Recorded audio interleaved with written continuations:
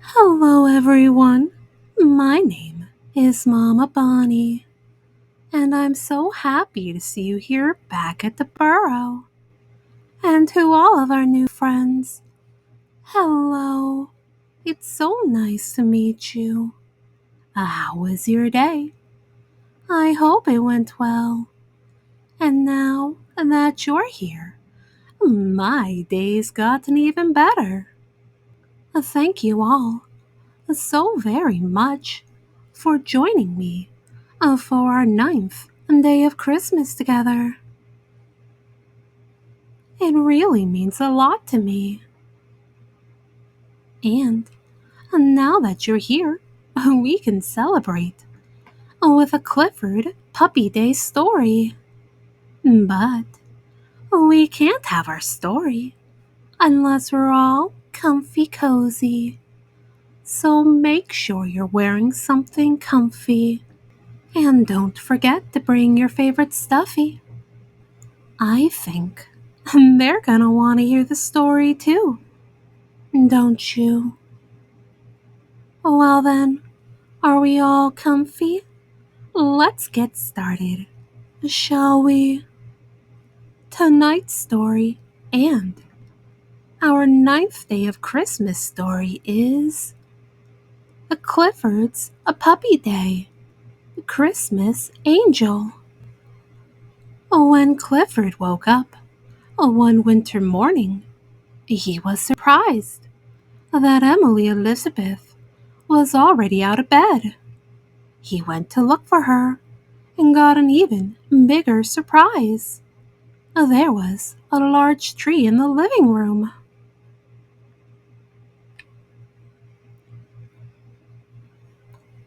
Hey, Little Red. Norval called from the windowsill.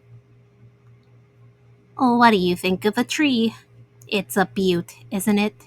The Howards brought it inside because it smells so nice. And Daffodil hopped into the living room. Oh, Norval, she said, that's not why the Howards have the tree. The tree is here because Christmas is tomorrow. What does a Christmas tree have to do with Christmas? Wondered Clifford. Good morning, said Emily Elizabeth. I woke up early because I was so excited to see the Christmas tree. We're having a party tonight to decorate it. Clifford barked happily. He still didn't know what a tree had to do with Christmas, but he loved parties. After breakfast, Clifford helped Emily Elizabeth wrap presents. There were presents for everyone. The doorbell rang. Emily Elizabeth, can you please get that? Called Mrs. Howard from the kitchen. Sure, Mom, replied Emily Elizabeth. Flo and Zoe had arrived with Mr. Solomon. The cats bounded into the room to play with Clifford, but they couldn't find him anywhere. Then they noticed that one of the presents was wiggling. The cats tipped the present over. Out came Clifford. What were you doing in there? Asked Zoe. Are you someone's present? Asked Flo. I don't think so, Clifford replied. Why are all these presents here? They're here because it's Christmas, Zoe answered. The presents are what Christmas is all about, added Flo.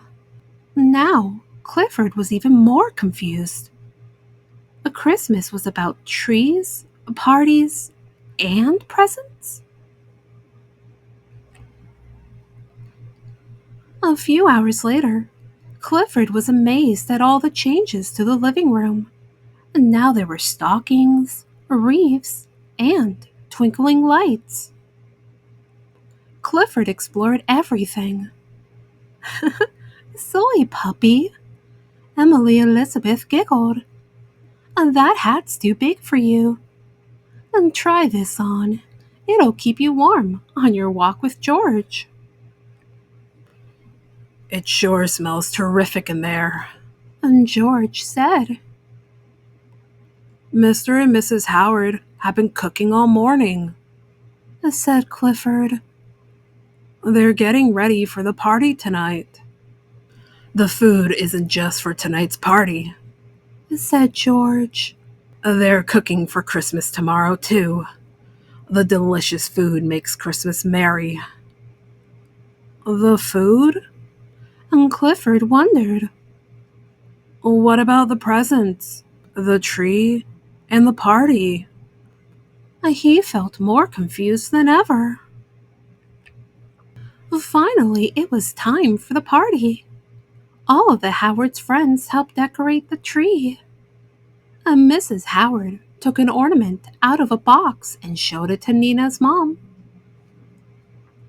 Aren't these beautiful? She said. They remind me of everything wonderful about Christmas. Whatever Christmas is must be in that box, thought Clifford, and he decided to climb into the box to see for himself.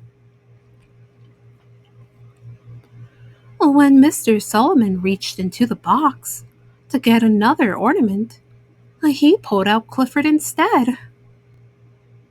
What are you doing in there, Clifford? Mr. Solomon asked. Someone might think you're a decoration. That's a great idea, said Mr. Howard. I know just the place where we can put Clifford, so we won't lose him again. He lifted the little red puppy high up and perched him at the top of the tree. Clifford looked down on the party. Everyone was smiling. All his friends and family were happily celebrating being together. Emily Elizabeth climbed up and took Clifford down. Isn't Christmas wonderful? She asked. And Clifford gave her a big kiss. And this time, he knew exactly what she meant. The end. What a very sweet story that was. Oh my, look at the time. It's getting late, and we should go to sleep. So, get all snuggled up underneath your blanket. Hold your favorite stuffy tight, tight, tight, so they know they are loved. Oh, and dream some wonderful dreams. And while you're having those wonderful dreams, I'll get our story ready for next time. How does that sound? And always remember, Mama Bonnie loves you very, very much. Good night.